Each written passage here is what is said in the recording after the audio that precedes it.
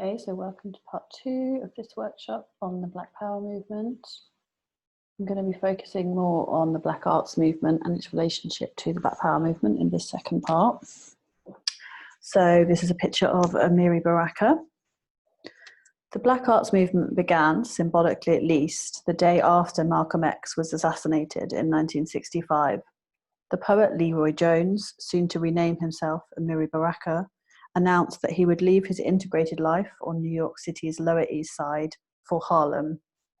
He founded there the Black Arts Repertory Theatre, home to workshops in poetry, playwriting, music, and painting. The Black Arts, wrote poet Larry Neal, was, quote, the aesthetic and spiritual sister of the Black Power concept. The aesthetic and spiritual sister. As with that burgeoning political movement, the Black Arts movement emphasised self-determination for Black people, a separate cultural existence for Black people on their own terms, and the beauty and goodness of being Black.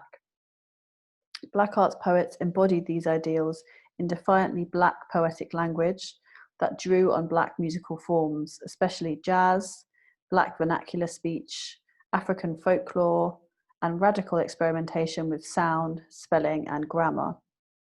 Black Arts movement poet and publisher Haki Madibatu wrote, quote, and the mission is, how do we become a whole new people? And how do we begin to essentially tell our narrative while at the same time move toward a level of success in this country and in the world? And we can do that. I know we can do that, end quote. The Black Arts movement was politically militant. Baraka described its goal as, quote, to create an art, a literature that would fight for Black people's liberation, as with much intensity as Malcolm X, our fire prophet, and the rest of the enraged masses who took to the streets, end quote. Drawing on chants, slogans, and rituals of call and response, Black Arts poetry was meant to be politically galvanizing.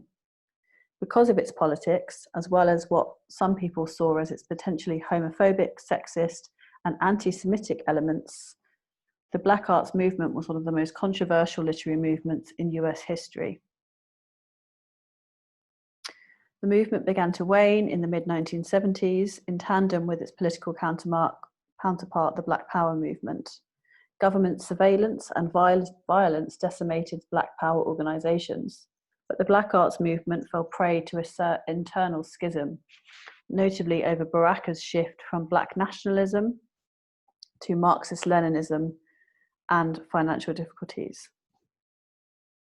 Mainstream theatres and publishing houses embraced a select number of Black Arts movement poets, seen as especially saleable to white audiences.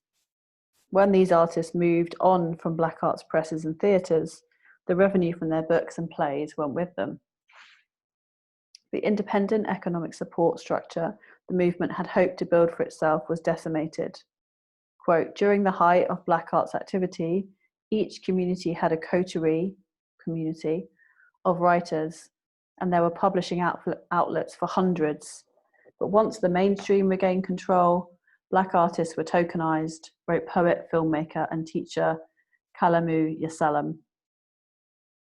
Along with the economic recession of the 1970s and philanthropic foundations' unwillingness to fund arts organizations that advocated radical politics, the co-option of a few Black artists by a white establishment meant the movement was no longer financially viable. Despite its brief official existence, the movement created enduring institutions dedicated to promoting the work of Black artists, such as Chicago's Third World Press and Detroit's Broadside Press, as well as community theatres. It also created space for the Black artists who came afterwards, especially rappers, slam poets, and those who explicitly draw on the movement's legacy. Ishmael Reed, a sometimes opponent of the Black Arts movement, still noted its importance in a 1995 interview, quote, I think what the Black Arts did was inspire a whole lot of Black people to write. Moreover, there would be no multiculturalism movement without Black arts. Latinos, Asian Americans, and all others say they began writing as a result of the example of the 1960s. Blacks gave the example that you don't have to assimilate. You could do your own thing, get into your own background, your own history, your own tradition, and your own culture, end quote.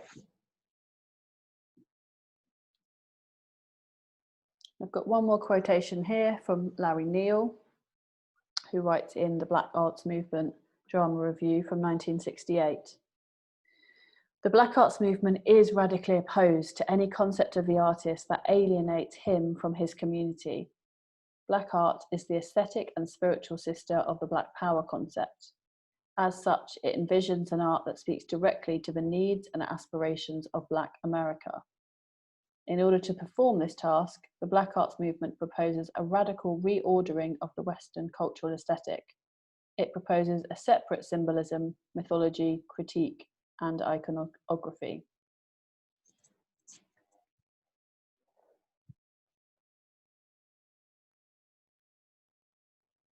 So what I would like you to do in the second part of this workshop is to look at the poem Black Arts by Amiri Baraka. You can watch him performing, listen to him performing the poem, and I'll provide the YouTube clip.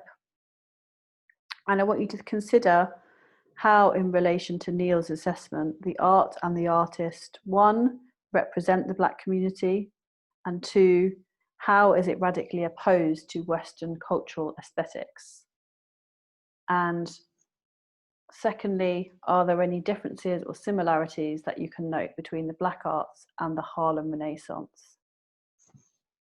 So watch that video of Amiri Baraka and then think about those questions for the seminar.